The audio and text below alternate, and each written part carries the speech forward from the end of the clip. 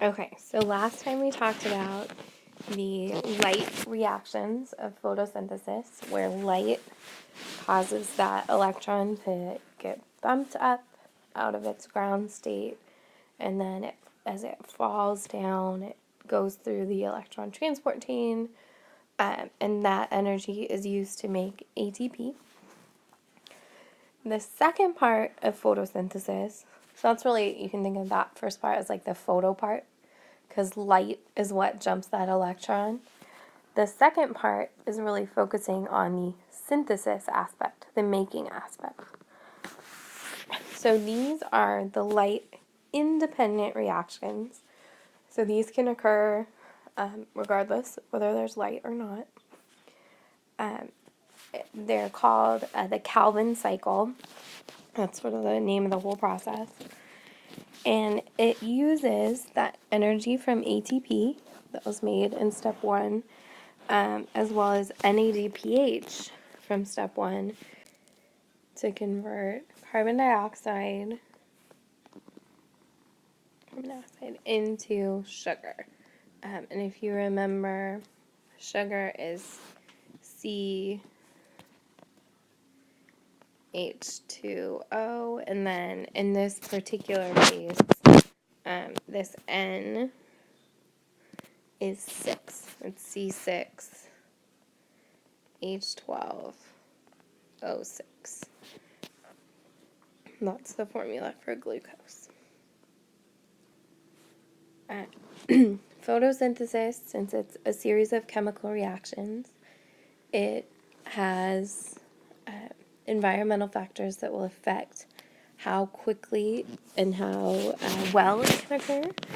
So just like when we looked at enzymes, there were different pHs, different temperatures where enzymes worked best. The same sorts of things also occur in photosynthesis. So there's an optimum temperature where photosynthesis can occur the fastest.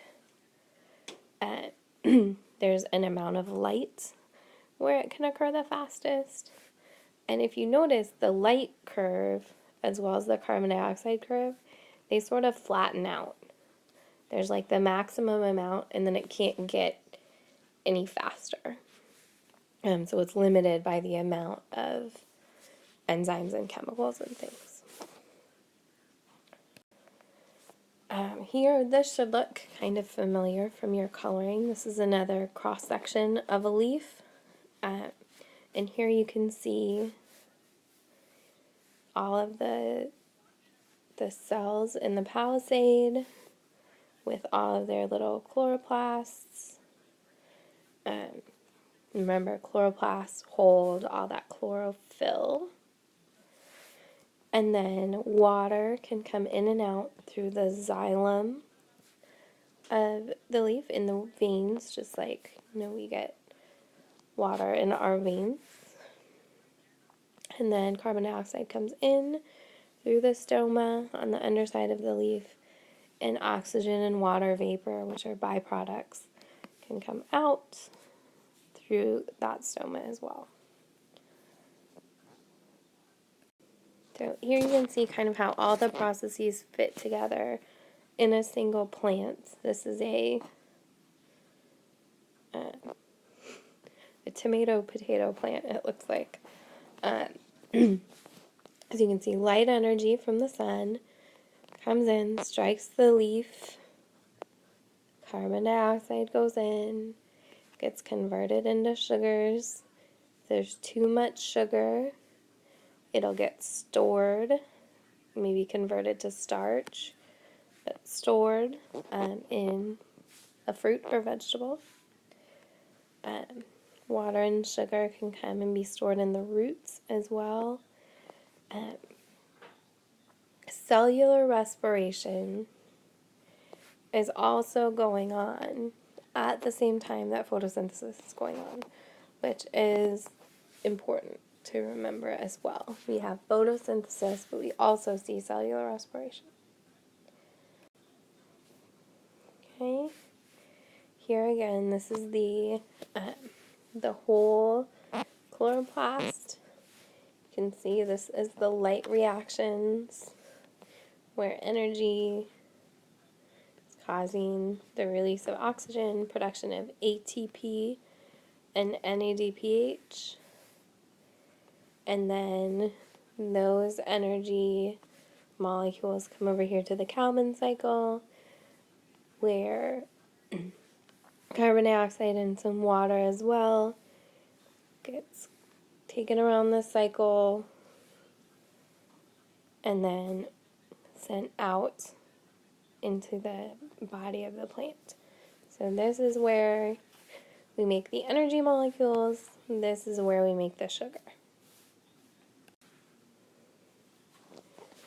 So once a plant makes sugar, that sugar is another way of storing chemical energy, and it can then be used for the process of cellular respiration.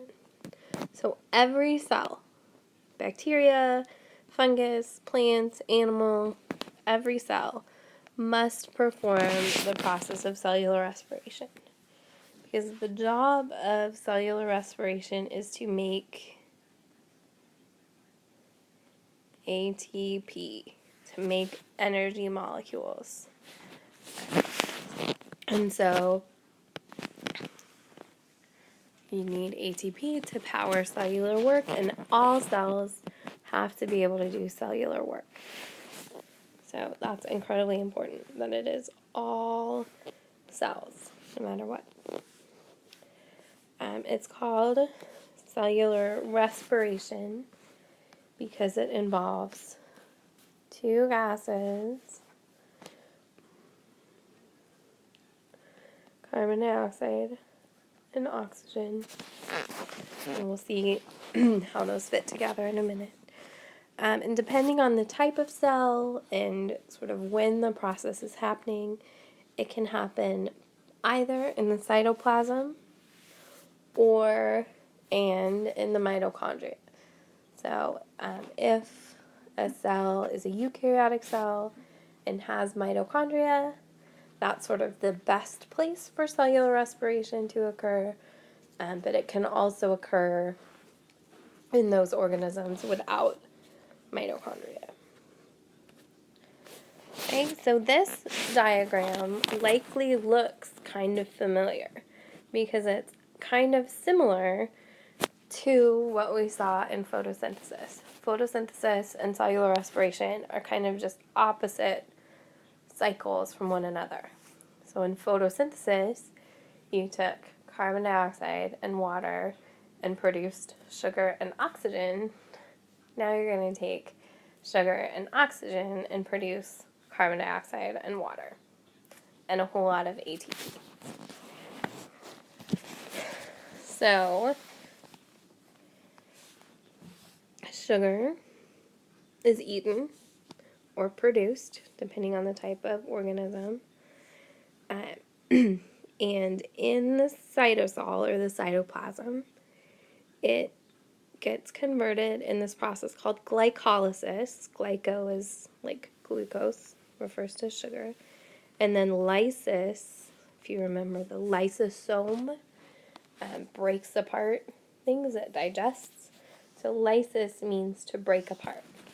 So in this process of glucose being broken apart, I'm going to make a couple of ATPs. Okay. So every organism can do this piece of it because it's occurring in the cytoplasm. Then those products, that it's called pyruvate, get sent to the mitochondria along with some electrons, and it gets broken down and fed into what's called the Krebs cycle, again producing some ATP, just a couple again, and then those electrons that are liberated here get sent into the really good synthesis process called oxidative phosphorylation, or electron transport. And this is where a lot of ATP can be produced. So this is sort of the best process, but you do get some ATP from these other processes as well. So this I will show you in class, and we'll fill it out so you can see the whole pieces of it. I don't know what's going on with the picture right there, but we'll look at it in class tomorrow, hopefully. Okay, so this is, step 1 of cellular respiration. This is glycolysis. Excuse me. In glycolysis, it might look anyway, really complicated. But basically, what happens is glucose starts out as a ring. You guys built this many weeks ago. It starts out as a ring, and then it gets broken apart, so it makes a line, a linear structure, and sort of all of these different things happen in order to produce a 3-carbon piece. So we go from 1 6-carbon ring to 2 3-carbon pieces. And along the way, we make some ATP and some water. Okay? So that's glycolysis. Breaking apart glucose from a 6 to a 3. And then we come to what's called the Krebs cycle, or it's also known as the citric acid cycle. And this is what happens, you can see, in the mitochondria.